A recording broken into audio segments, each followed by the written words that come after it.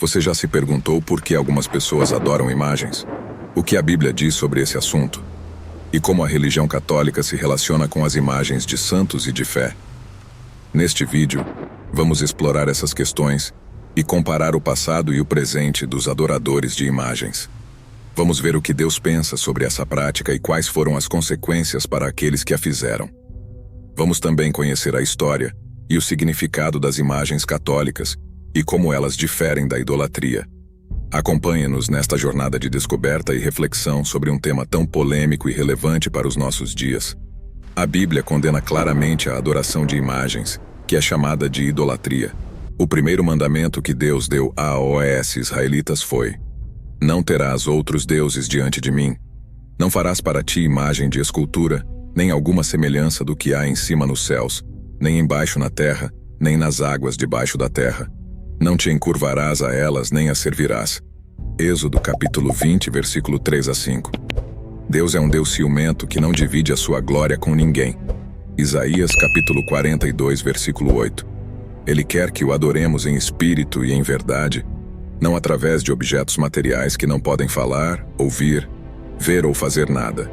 Salmo capítulo 115 e versículo do 4 a 8.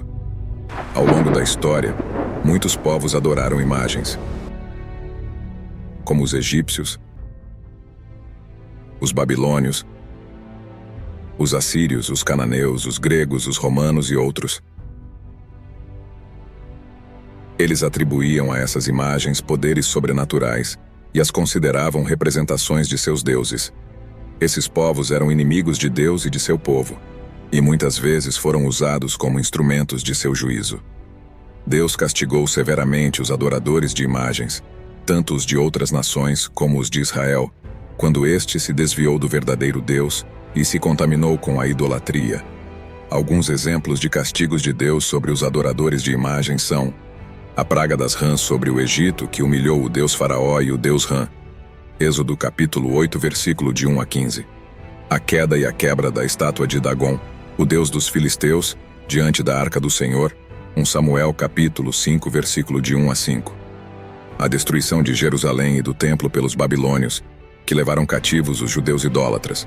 2 Reis capítulo 24, versículos de 10 a 17. A queda de Babilônia, a grande cidade idólatra, que foi devastada pelos medos e persas. Isaías capítulo 21, versículo 9. A conversão de Nínive, a capital dos assírios, que se arrependeu de sua idolatria e violência após a pregação de Jonas. Jonas capítulo 3, versículo de 1 a 10. A derrota de Atenas, a cidade dos deuses gregos, que foi abalada pelo evangelho de Paulo. Ateus capítulo 17, versículo 16 a 34. Esses são apenas alguns exemplos de como Deus mostrou o seu poder e a sua ira contra os adoradores de imagens, que trocaram a verdade de Deus pela mentira, e adoraram e serviram a criatura em lugar do Criador. Romanos capítulo 1, versículo 25. Mas e quanto aos católicos, que usam imagens de santos e de fé em suas igrejas e em suas casas? Eles são adoradores de imagens? Eles estão desobedecendo ao mandamento de Deus? A resposta não é tão simples quanto parece. Os católicos afirmam que não adoram as imagens, mas apenas as veneram. Ou seja, as respeitam e as honram como símbolos de pessoas ou verdades sagradas. Eles dizem que as imagens não são ídolos, mas auxílios para a oração e para a devoção. Eles alegam que as imagens são diferentes das que Deus proibiu, pois não representam falsos deuses, mas pessoas reais que viveram e morreram na fé cristã, ou aspectos da revelação de Deus, como a cruz, o cordeiro, o pão e o vinho.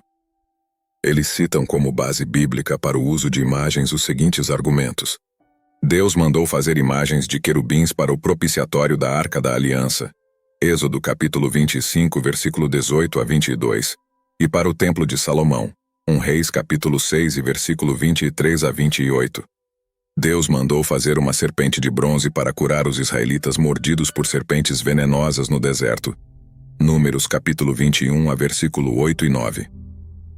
Deus se fez carne na pessoa de Jesus Cristo, que é a imagem visível do Deus invisível. João capítulo 1, versículo 14. Colossenses capítulo 1, versículo 15. Deus inspirou os escritores sagrados a usar imagens e figuras de linguagem para transmitir verdades espirituais, como as parábolas de Jesus e as visões de João no Apocalipse. Esses são os principais argumentos dos católicos para justificar o uso de imagens em sua religião. Mas será que eles são válidos? Será que eles não contradizem o que Deus disse no primeiro mandamento? Será que eles não abrem a porta para a confusão e a superstição? Será que eles não desviam a atenção e a adoração devidas somente a Deus? Essas são perguntas que devemos fazer com sinceridade e honestidade, buscando a orientação do Espírito Santo e a luz da Palavra de Deus. Comparando as duas práticas, podemos perceber algumas diferenças entre os adoradores de imagens e os católicos que as veneram. Os adoradores de imagens consideram as imagens como deuses, ou como representações de deuses, e lhes atribuem poderes e qualidades divinas. Eles esperam receber benefícios ou evitar males por meio das imagens, e as tratam como objetos sagrados e intocáveis. Eles violam o primeiro mandamento de Deus, que proíbe ter outros deuses e fazer imagens de escultura. Os católicos que veneram as imagens, por outro lado, não as consideram como deuses ou como representações de deuses, mas como símbolos de pessoas ou verdades sagradas. Eles não esperam receber benefícios ou evitar males por meio das imagens, mas as usam como auxílios para a oração e para a devoção. Eles não violam o primeiro mandamento de Deus, pois não têm outros deuses e não adoram as imagens, mas apenas as respeitam e as honram. Essa é a diferença que os católicos fazem entre adoração e veneração, entre idolatria e devoção. Para concluir, podemos dizer que a questão dos adoradores de imagens é um tema muito importante e atual, que envolve a nossa relação com Deus e com o seu plano de salvação. Precisamos saber o que Deus pensa sobre essa prática e quais são as consequências para aqueles que a fazem ou que a rejeitam.